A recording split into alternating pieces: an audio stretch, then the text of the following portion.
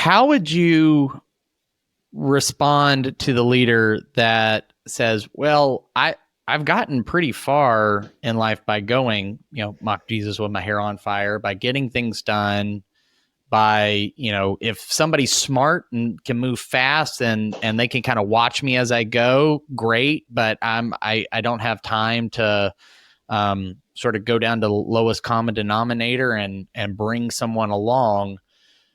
What would you tell them is unproductive about that kind of thinking?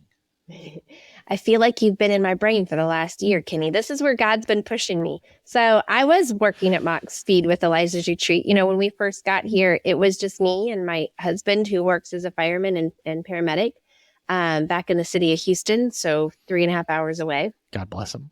And it was me and my kids and my husband. When he was here, we ran all of Elijah's Retreat the first year, just us.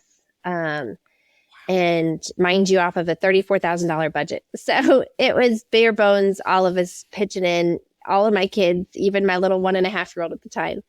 And I've been running at a very fast pace with Elijah's Retreat, trying to keep up with the amount of growth that you were talking about. But what I have learned is that when I do stop and slow it down, and even though I don't feel like I have the time to do so, and teach different people these different skills and these different tasks and different, things that I can pass off to them. When I do that, it's tenfold what can get accomplished.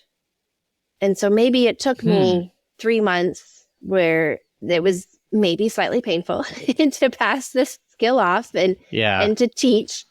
But then what they're doing and accomplishing over the next 3 years is way more than what I could do by myself. Right? So it is the short game. It really is the short game that you're taking the time to teach it to them. But it really does. One person can't do everything. And you can't. You will become the bottleneck of any organization that you're trying to do. You have to be able to pass these things off. And so with that, when you build into your people, they're invested in what you're doing almost as much as you are. Because they see the value in it and they've experienced the value itself. And then they are approaching the next person that they're training in the same light. And it just builds a different culture.